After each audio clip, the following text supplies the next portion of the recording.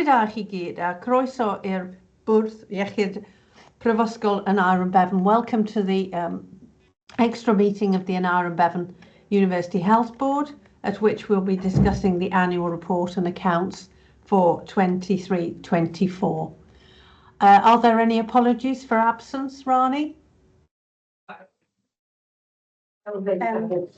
Yeah, we've got apologies from James Halvett, Medical Director, Paul Soloway, Director of Digital, and Louise Wright, Independent Member.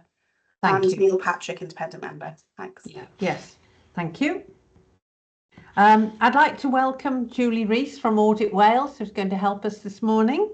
Welcome. And Stephen Edwards, Deputy Medical Director, is here instead of James. Good morning. Thank you. Morning all. Morning. Any declarations of interest for noting before we start? No? Okay. Well, go on to 2.1 to receive the Audit Wales Audit of Accounts Report 23-24. Julie. Thank you, Chair. Can you hear me okay? We can, thank you. Great. Good morning, everyone. So I'm the Audit Manager with responsibility for delivering the audit of the Health Board's 23-24 accounts, and I'm pleased to confirm the audit is now complete, subject to being no further post-balance sheet events between now and when the Auditor General is scheduled to sign tomorrow. Item 2.1 in your pack is our report summarising the audit findings for you to consider before you approve the accounts, and the letter of representations today, which are items 2.3 and 2.4 in your pack. The audit report, to confirm, was also considered at the audit committee earlier this week as well. Very briefly, the key messages from our report will be recommending the Auditor General signs an unqualified true and fair opinion. However, we will be recommending he qualifies the regularity opinion. Like last year, this is in regards to the Health Board's failure to meet its statutory financial duty to break even against its revenue resource limit over a 3-year period. The Health Board also failed to meet its duty to have an approved 3-year integrated medium financial plan in place. Whilst the regularity opinion isn't qualified in this regard, we do refer to it in the proposed Auditor General's report to the Senedd. So both the proposed opinion and the substantive report are included in Appendix 1 of the pack, which I think is around page 12. In terms of other issues to report to you, there were no uncorrected misstatements to draw to your attention, and a summary of the corrected misstatements are included in Appendix 3. Further to drafting of this audit report, and as discussed at the audit committee, there has been a further non-adjusting post-balance sheet event, which has been subsequently agreed to be included in Note 29, and this reflects the recently agreed medical pay award. As you'll be aware from previous years, alongside the accounts, we request the Health Board make a series of representations to us regards the accuracy and completeness of information provided to us during the course of the audit. I can confirm we've not requested any additional representations in addition to those we usually ask, and we're satisfied with the draft response that's been set out in item 2.4. Before I hand over for questions, I'd just like to extend my thanks to the finance team for all their support during the audit, and happy to take any questions. Thank you very much, Julie, and thank you for your hard work in achieving these audit results, because it's not easy. Are there any questions to Julie? None? We're happy to accept the Auditor General's report. Thank you very much. We now need in 2.2 to receive a recommendation from the Audit Risk and Assurance Committee in respect of our annual report and accounts. I can't see Ewan. Is he here? Yes, I'm here, Anne. Oh, good, lovely, thank you. Wouldn't want to miss out on this one. Yeah, off you go. Yeah, our note sets out obviously our recommendations. The reports that you see in the rest of the pack have obviously been to the audit committee a number of times now, and we're happy with the contents. I think there are a couple of small changes still to be made that I've noted in yellow in some of the reports, etc., but nothing of a material nature at all. So nothing much to add to what's in the note you have in front of you, unless anybody has any questions on that one. Couple of items I guess I should mention. One, having been on the other side of preparing a number of these reports, you know, I and the committee are very appreciative of the amount of work that's gone into completing these. So a huge amount of thanks goes to all the teams who have been involved in preparing these. You know, there are a huge number of people and the effort that goes into preparing these reports. And I think, you know, year on year, there's a definite improvement in these reports as well. And I think they're in such a good place at the moment in terms of, you know, showing what the work that goes on in the Health Authority. So yeah, we're more than happy to put the recommendations that are in that note to the full board. I think there's probably just one note that we would make, something that's from a governance point of view, I guess. You'll note in the accounts there's a provision against the Bevan and is it the Tredegar or the Bevan these days, the wellbeing centre that we have there. There's a significant provision against that. Plus, we've had a couple of limited audits, which is noted in a couple of the other reports. So we have asked the Finance Performance Committee just to take a look at that, some of the circumstances around it and possibly lessons learned from that particular project. But otherwise, yeah, we're more than happy happy to take questions if anybody has any. Thank you, Ewan, and thank you to the work of the Audit Committee in reviewing this on our behalf. Has anybody any questions, Hannah? Yeah, thanks. Just to come back on the point about, so it's the Bevan Health and Wellbeing Centre, but it's in Tredegar, so we called it Tredegar until we formally named it. But note the comments from the committee in terms of the limited assurance and the provision. As this board will know, we were in dispute on a number of compensation events, and hence made a provision for, based on our professional advice and advice from our advisors, what a reasonable amount to do provision for. So we've now made that settlement. So that's important to sort of note that. In terms of lessons learnt, absolutely agree. We had just last week a session with Welsh Government colleagues and colleagues from the Assurance, Mike Williams' team in Welsh Government, who run the Gateway reviews, to help us plan a lessons learnt with our colleagues from the supply chain partner as well. So we can report back on that as well. Okay, that's very helpful. Thank you, Hannah. We look forward to receiving that report. Is there anything further on Ewan's feedback? No, thank you very much, Ewan. If we could go to 2.3, annual report and accounts for 23-24, Rani to introduce. Yeah, thanks, Chair. So if I can just introduce items parts 1 and 2. So the performance report and the accountability report for 23-24 are presented, and as Ewan has mentioned, these have been through scrutiny through the Audit Risk and Assurance Committee, reviewed through Welsh Government and audit teams, and comments have been reflected in the updated drafts.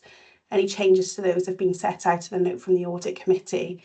The performance report sets out the main objectives and the principal risks for the organisation and our performance through 23-24. And then the annual accountability report includes a corporate governance report, our remuneration and staff report, and the parliamentary Welsh Parliament Accountability Audit Report. I wasn't going to go through the detail, Chair, but happy to take any questions. And Hannah has obviously led the performance report work, so we'll pick up anything together on those. Thank you. Thank you. Are there any questions on the overview before we move to the performance report? No? Hannah.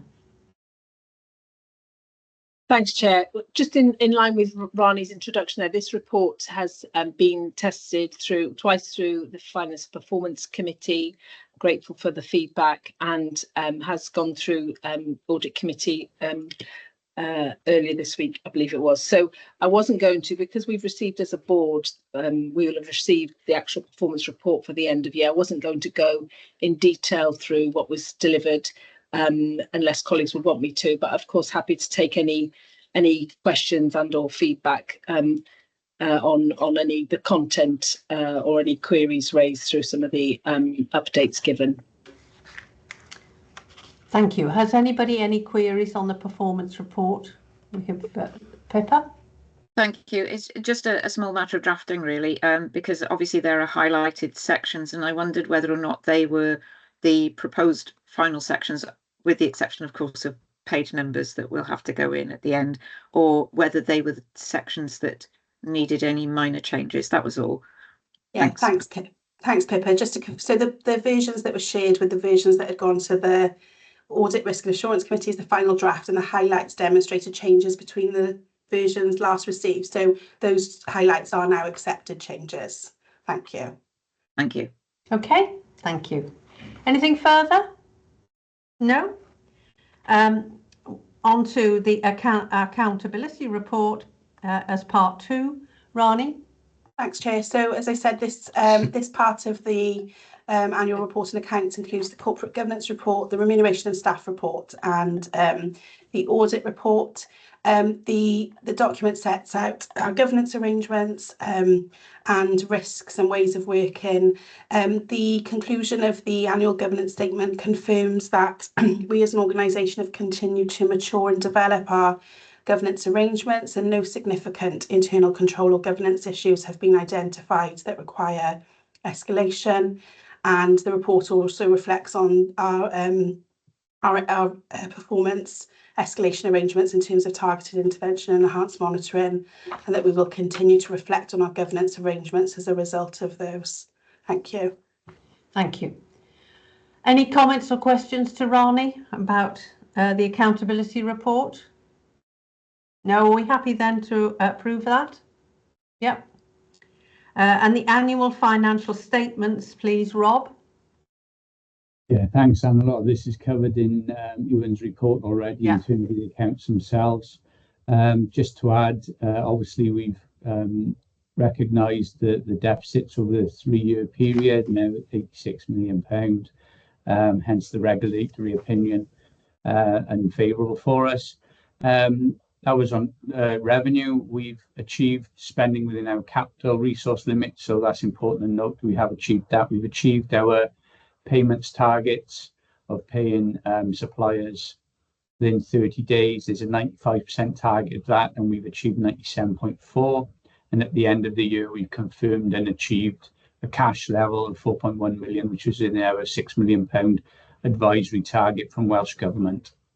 The accounts lay out our spend movement. Some key points to note is we've had an increase of £18 million in our primary care spending, an increase of £10 million on our specialised services spending with WISC and ESCA, now the joint committee, and our CHC spending increased by £13 million. Our contracts with other provision from other NHS providers increased by £10 million. And the other thing that's worth noting from our own internal operating costs is a significant reduction in agency for nurses and healthcare support workers, which we previously reported. But that's a success to note and linked with our financial savings plan as well. I was going to leave it there unless there's any other questions. Thank you, Rob, and thank you to you and your team for the excellent work that you've undertaken in preparing these statements. Are there any questions to Rob? No? Are we happy then to approve the annual financial statement? Yeah. If we could move to 2.4, the signing, the approval for the signing of the letter of representation. Rob, I think you wanted to start off. Yeah, the letter of representation basically acknowledges that the Health Board has met its duties in terms of management, ensuring that the accounts are prepared in line with a true and fair view, and information has been provided to auditors comprehensively to allow them to form their opinion. It's been supported by the signature by the Audit Committee, as noted in Ewan's report. So just looking for approval for that to be signed by yourself, Chair, and Nicola as Chief Executive. Thank you. Are there any questions to Rob on the letter? No? Are you happy for Nicola and I to sign this and send it off? Thank you very much. Any other business? No? Well, the date of the next... Oh, yes, sorry, Rob. Sorry, I just wanted to echo your comments earlier and thank my team and everybody that's helped to get us to this position for the accounts in a very challenging year. So thanks. Yes, thank you. I think we'd all endorse that. Thank you very much. The date of the next meeting will be Wednesday, the 17th of July. It'll be here in a trice. So I look forward to seeing you next week, and thank you very much. Thank you. Thanks all. Thank you. Thanks, everyone.